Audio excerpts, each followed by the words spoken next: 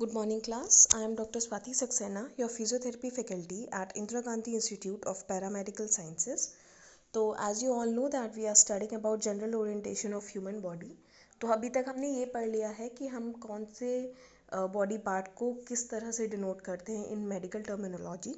तो आज से हम ये पढ़ेंगे कि अगर कोई भी क्लिनिकल अनाटमी है या कोई भी क्लिनिकल कंडीशन है, कोई बीमारी है या हमारे बॉडी में कोई भी क्लिनिकल सिम्टम है, तो उसको हम मेडिकल टर्म्स में क्या बोलेंगे. तो आज का हमारा टॉपिक्स है terms use in clinical anatomy. तो पहला है आइटिस, यानी कि अगर किसी भी वर्ड के आगे आइटिस लगा हुआ है, मतलब सफिक्स का मतलब होता है कोई भी वर्ड और उसके पीछे कुछ भी लगा होना. तो किसी भी वर्ड के पीछे अगर आइटिस लगा हुआ, ITIS, तो इसका मतलब है कि इन्फ्लेमेशन. आइटिस का मतलब ही इन्फ्लेमेशन है. मतलब अगर कोई भी वर्ड के आगे आइटिस लगा है तो मतलब है कि उस वर्ड का इन्फ्लेमेशन. जैसे कि एग्जांपल है अपेंडिसाइटिस, यानी अपेंडिक्स का inflammation. Appendix plus itis that is appendicitis. तो अपेंडिक्स का इन्फ्लेमेशन.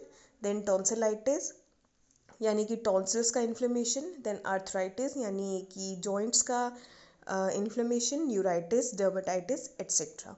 तो अगर किसी भी वर्ड के आगे आपको आइटिस लगा मिलता है, मतलब उसके पीछे अगर आपको आइटिस लगा मिलता है, तो उसका मतलब है इन्फ्लेमेशन. हमारा नेक्स्ट वर्ड है यानी कि सफिक्स एक्टमी. मतलब किसी भी वर्ड के पीछे अगर एक्टमी वर्ड जुड़ा हुआ है तो इसका मतलब है रिमूवल फ्रॉम द बॉडी. मतलब उस पार्ट का बॉडी से रिमूवल होना, मतलब उस पार्ट को बॉडी से हटा देना.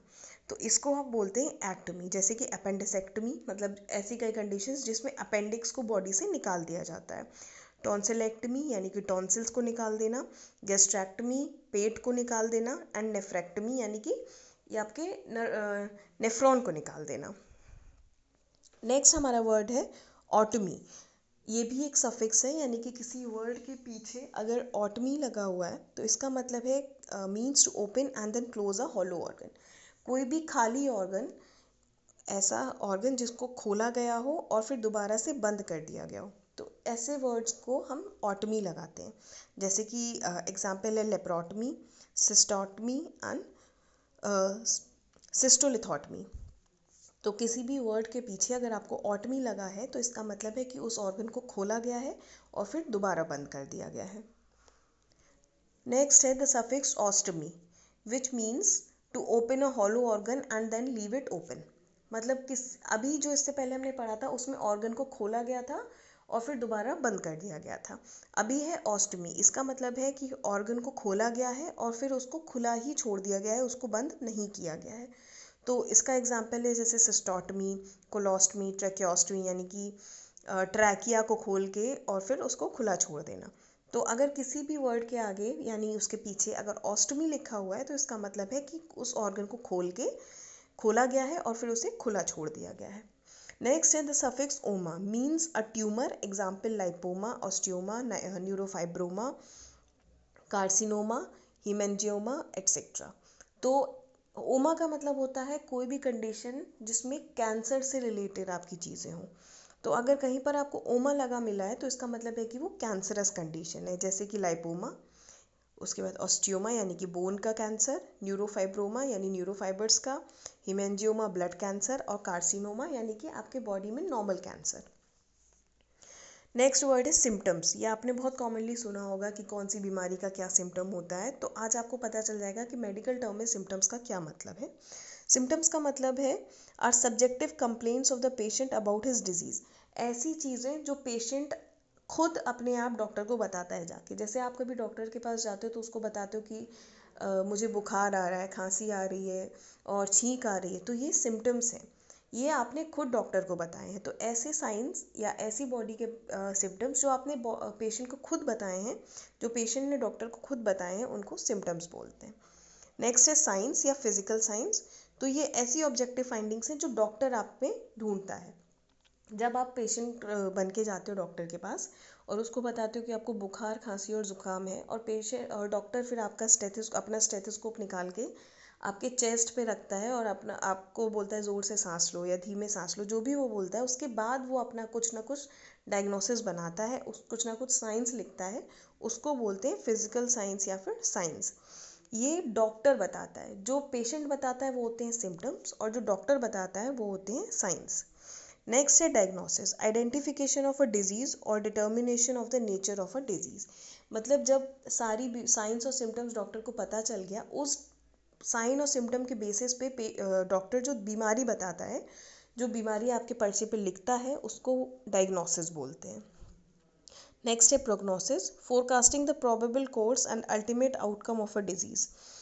मतलब जब पेशेंट आप जब डॉक्टर आपको किसी पेशेंट को दवाई दे रहा है और उस दवाई के बाद उस डिज़ीज़ की क्या प्रोग्नोसिस है, मतलब वो डिज़ीज़ कितना सही हो रहा है, कितना ज़्यादा और ख़राब हो रहा है, या आगे चल के वो कैसा हो सकता है, उसकी कैसी प्रोग्रेस होगी, उसको हम बोलते हैं प्रोग्नोसिस।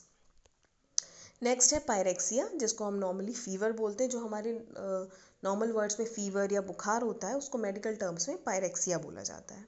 इसके बाद है लिजन, यानी कि इंजरी। जब हमारे कभी चोट लग जाती है, कहीं कट जाता है, छिल जाता है, उसको हम लिजन बोलते हैं।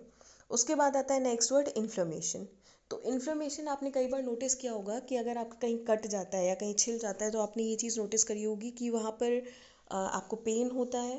पेन होने के साथ साथ वहाँ पे रेडनेस हो जाती है, वहाँ का टेम्परेचर हाई हो जाता है।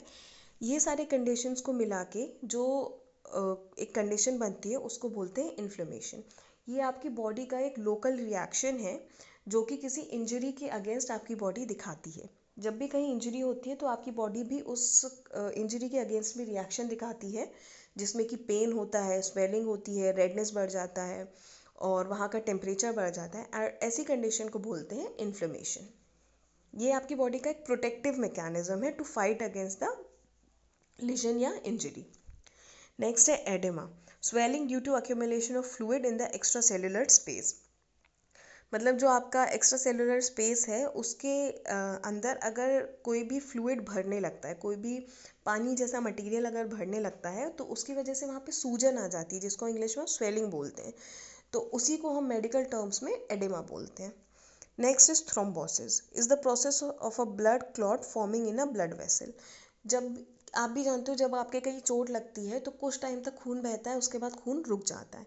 वो इसलिए रुक जाता है क्योंकि आपके खून में खून को जमाने वाले कुछ एजेंट्स प्रेजेंट होते हैं। बट अगर वही एजेंट्स आपकी खून को आपकी बॉडी के अंदर जमाने लगते हैं और आपके बॉडी के अंदर क्लॉट बनने लगता है, जिसको हम खून का थक्का बोलते हैं, और वो खून का थक्का आपकी बॉडी के अंदर आपकी ब्लड वेसल में बनने लगता है, तो उसको हम बोलते हैं थ्रोम्बोसिस। और उसके बाद नेक्स्ट आता है एम्बोलिज्म। वही थ्रोम्बस, जो थ्रोम्बोसिस की वजह से एक जो क्लॉट बना है, वो थ्रोम्बस अपनी जगह से टूट के पूरी आपकी बॉडी में सर्कुलेट होगा और कहीं भी जाके आपकी ब्लड वेसल को रोक देगा, फंसा देगा, या ब्लड वेसल को ब्लॉक कर देगा, तो उसको हम बोलेंगे एम्बोलस या एम्बोलिज्म। तो इसी को हम बोलते हैं embolism, blocking of a vessel by a detached and circulating thrombus. तो ये तो थोड़ा इजी था। तो अगर आई होप आप सबको समझ में इजीली आ गया होगा, बट अगर किसी को कोई भी डाउट हो तो आप पूछ सकते हो। एंड बाकी के हम टर्म्स आगे के अपने वीडियोस में पढ़ेंगे। Thank you very much.